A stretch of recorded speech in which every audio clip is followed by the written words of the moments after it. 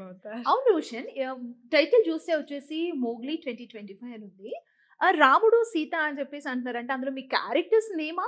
రాముడు, సీత కాదు కోసం కాదు. అని చెప్పి మీరు మోగ్లీ డైలాగ్స్ అనేది నా చెప్తున్నారు. క్యారెక్టర్ పేరు. ఓకే. ఆహ్, రాముడు, సీత అనేది ఎలా వచ్చింది?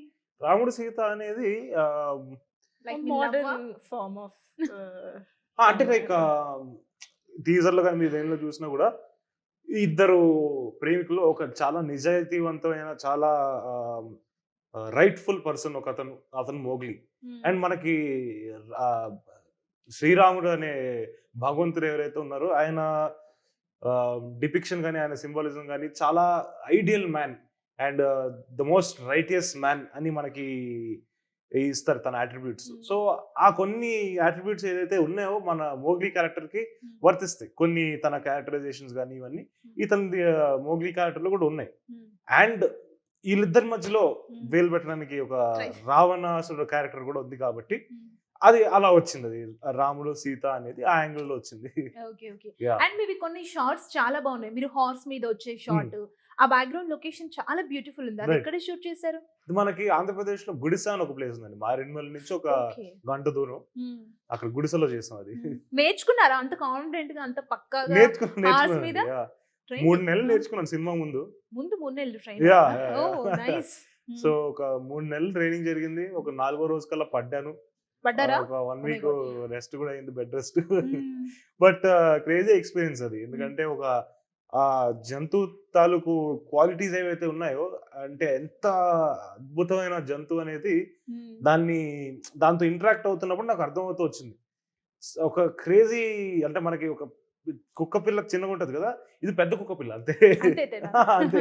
అంటే మనం అంతే. దానికి లవ్ చూపించాలి, అర్థం అంతే. చేసుకోవాలా? అర్థం జేసుకోవాలి. హ్మ్. అండ్ దాన్ని అర్థం చేసుకోగలిగితే అది చాలా బ్రిలియంట్ యానిమల్. అది హ్మ్.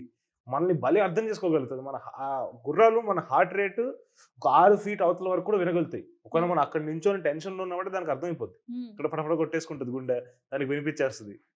సో, అంత లెవెల్ ఆఫ్ నాలెడ్జ్ ఉన్నాయి వాటికి. Nice. Yeah! And background score గురించి స్పెషల్లీ మాట్లాడుకోవాలి. మీ టీజర్‌లో చూస్తుంటే చాలా హాసమ్ ఉంది. Right. And music also super అసలు. అందులో ఒక సాంగ్ కూడా చాలా బ్యూటిఫుల్‌గా ఉంది.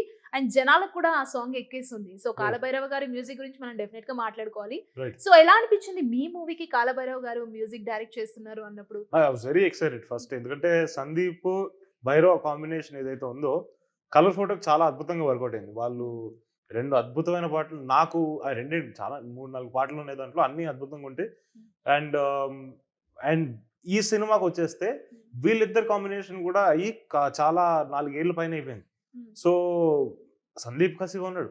భైరవ కసిగా ఉన్నాడు. భైరవ కూడా ఏంటి అంటే ఐ ఫీల్ లైక్ ఈ సినిమాతో తను ఇంకొక లీగ్‌కెళ్ళిపోవడానికే కొడుతున్నాడు బాల్. ఆ!